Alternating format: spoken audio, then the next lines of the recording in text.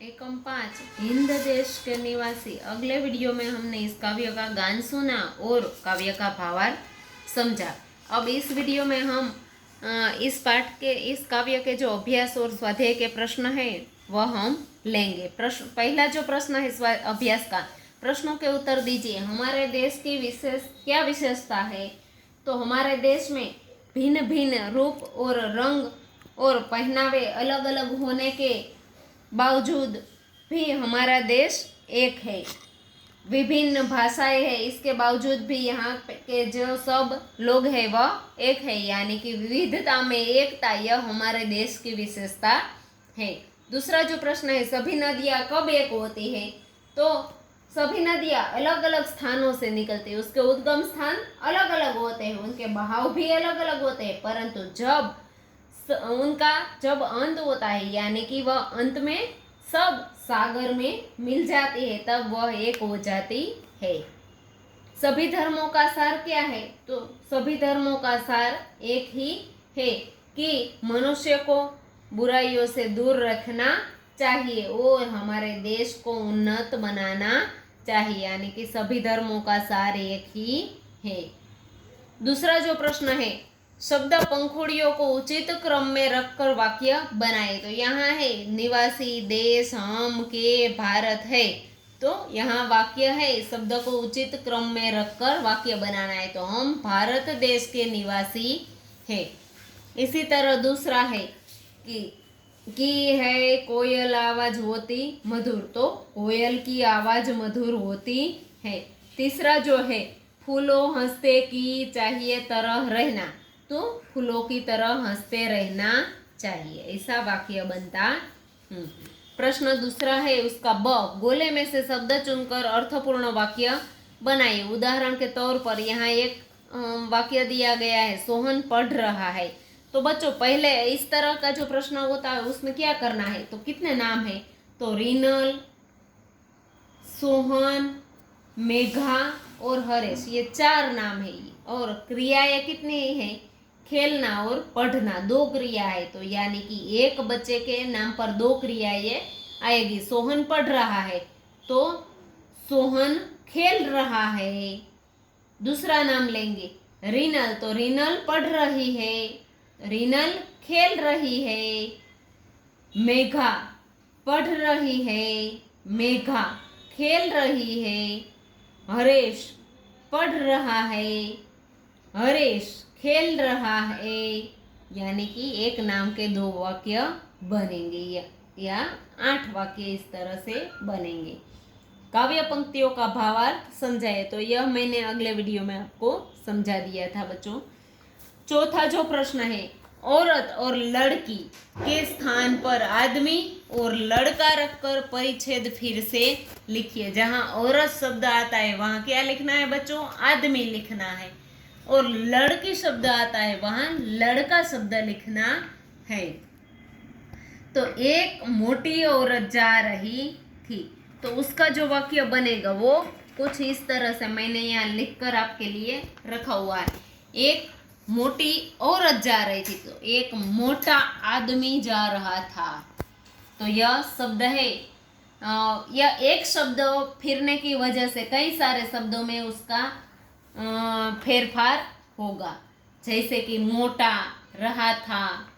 दूसरा जो वाक्य है, पीछे पीछे एक लड़की चल रही थी, पीछे पीछे एक लड़का चल रहा था, तो यह लड़का और रहा था, इन 3 शब्दों में फेरफार होगा। लड़की छोटी और पतली थी, लड़का छोटा और पतला था, लड़का छोटा, पतला और था, 4 शब्द में फेरफार होगा। औरत को पता चला तो घूर कर बोली, ए लड़की मेरे पीछे पीछे क्यों चल रही है? तो आदमी को पता चला तो घूर कर बोला, ए लड़के मेरे पीछे पीछे क्यों चल रहा है?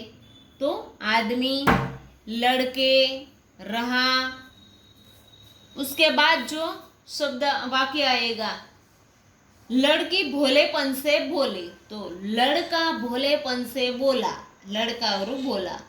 मैं तो केवल छांव के नीचे चल रही थी, मैं तो केवल छांव के नीचे चल रहा था, तो रहा था। इस तरह से शब्दों बच्चों एक शब्द का फेरफार करने की वजह से कई सारे शब्द वाक्य में जो शब्द होते हैं यानी कि लिंग परिवर्तन के तौर पर कई सारे शब्द के अंदर भी फेरफार होता है। प्रश्नों के उत्तर लिखिए। अगला जो स्वाध्याय का पहला प्रश्न है उसमें हिंदवासियों में कैसी विविधताएं हैं, तो हिंदवासियों में अलग अलग रूप, रंग, वेश, भाषा आदि की विविधताएं है।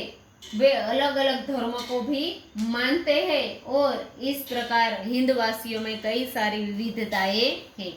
माला में कौन कौन से फूल एक रूप हुए हैं, तो माला में बेला, गुलाब, जूही, चंपा और चमेली यह सब फूल एक हुए हैं। उसके बाद का प्रश्न है, इस कविता में किन किन नदियों का उल्लेख है, तो इस कविता में गंगा, यमुना, ब्रह्मपुत्र, कृष्णा और कावेरी नदी का उल्लेख हुआ है। नदियों से हमें क्या संदेश मिलता है, तो हमारे देश में कई सारी नदियां हैं, उनके उद्गम स्थान भी अलग अलग है, उनका बहाव भी अलग अलग है, लेकिन सारी नदियां अंत में सागर में मिलकर एक हो जाती है। तो उनसे हमें यह संदेश मिलता है कि हम में भी कई सारी विविधताएं क्यों न हो, कई अलग अलग धर्म हो, अलग अलग वेश, भाषा या फिर बोली, पहनावा कुछ भी अलग हो, लेकिन फिर भी हमें नदियों की तरह अंत में एक होकर रहना चाहिए। यह संदेश हमें नदियों से मिलता है। कोष्टक में जो समानार्थी शब्द नहीं है, बच्चों क्या है, नहीं है नहीं। आप हर बार यह गलती करते हो, कई बार परीक्षा में भी ऐसे प्रश्न पूछे जाते हैं, तब आप समानार्थी शब्द है उस पर घेरा कर देते हो, नहीं है उस पर घेरा कीजिए और समानार्थी शब्दों का वाक्य प्रयोग कीजिए। समानार्थी शब्द का वाक्य प्रयोग करना है। फिर यहाँ भी गलती नहीं करनी है, नहीं है उसका वाक्य प्रयोग नहीं करना है, जो समानार्थी शब्द है उनका वाक्य प्रयोग करना है और नहीं है उन पर क्या करना है, घेरा करना है। तो पंथ, राह, रास्ता, पैर, तो पंथ यानी कि राह और रास्ता ये तीनों समानार्थी शब्द है। पैर यानी कि पग, तो यह समानार्थी शब्द नहीं है, इसलिए इस पर घेरा करना और इनका क्या है, वाक्य बनाना है। तो यह पंथ सरल नहीं है, मुश्किल राह हमें पसंद है, यह रास्ता बड़ा कठिन है। तो यह इस तरह से आपको अलग अलग वाक्य बनाने हैं। उसके बाद है कुसुम, पुष्प, फूल और कांटा, तो कांटा यह समानार्थी शब्द नहीं है। तो अब इसके वाक्य बनाने हैं। यह गुलाब का फूल है, मुझे पुष्प पसंद है, यह चमेली का कुसुम है। तो इस तरह से आप वाक्य बना सकते हैं। इसके बाद है आम, अनूठा, अनोखा, निराला, तो आम यानी कि केरी, तो यह अलग शब्द है उस पर घेरा करना है। अनूठा, यह लड़का बहुत अनूठा है। अनोखा, हमने सबसे अनोखा विषय पसंद किया है। निराला, यह जग बहुत ही निराला है। उसके बाद है जन, मानव, मनुष्य, स्त्री, तो स्त्री यह अलग शब्द है, हम सब मनुष्य है। सभी जन आज यात्रा में जा रहे हैं। मानव, सच्चा मानव वही है जिसमें मानवता हो। तो इस तरह से बच्चों हम वाक्य बनाकर आपको अपनी बुक में लिखने हैं। उसके बाद है भाषा सज्जता, तो यहाँ जो भाषा सज्जता का पैराग्राफ या संवाद दिया गया है, पहले आपको यह पढ़ना है। पूरा पैराग्राफ पढ़ने के बाद आपको ये जवाब लिखने हैं। उपरयुक्त संवाद में से व्यक्तिवाचक संज्ञाएं छांट कर लिखिए। व्यक्तिवाचक संज्ञा यानी कि प्रियंका, मीना और सीमा, यह तीनों नाम है। यह इन व्यक्तिवाचक संज्ञा शब्दों के लिए जिन शब्दों का प्रयोग किया गया है उनकी सूची बनाइए। तो प्रियंका के लिए यह शब्द प्रयोग किया गया है आप, मीना के लिए कई सारे शब्द प्रयोग किए गए हैं। तू, तुम, मैं, मुझे,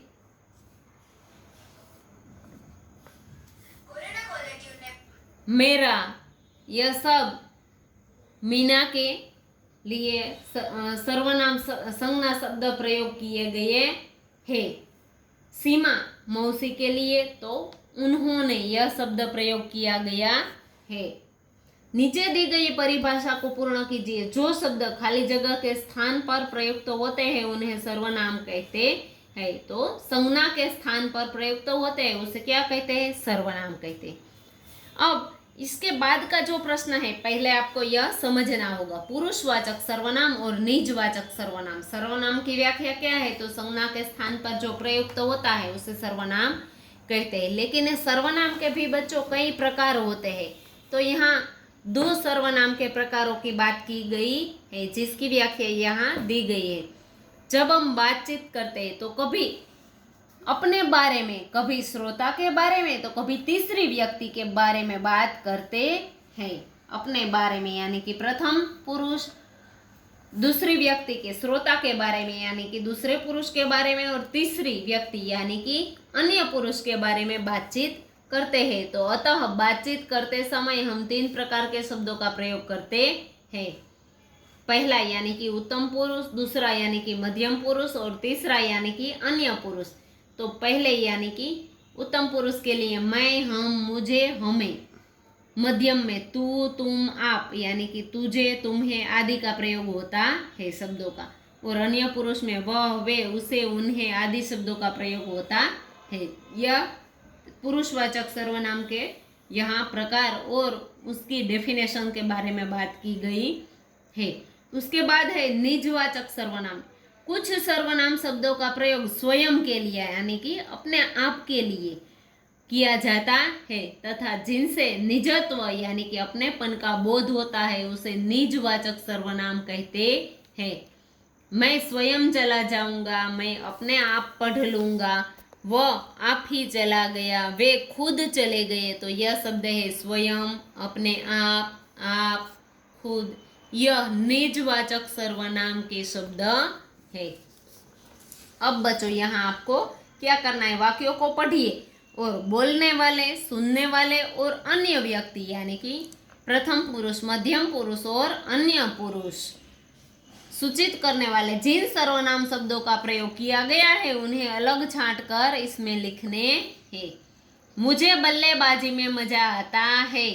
तो मुझे यानी कि उत्तम पुरुष। हम मैच जीत गए। तो हम यानी कि उत्तम पुरुष। तुम अच्छे क्षेत्र रक्षक हो। तुम यानी कि मध्यम पुरुष। तुम्हारी गेंदबाजी का जवाब नहीं। तुम्हारी यानी कि यह भी मध्यम पुरुष। वह कैप्टन है यानी कि यह अन्य पुरुष आएगा। वह।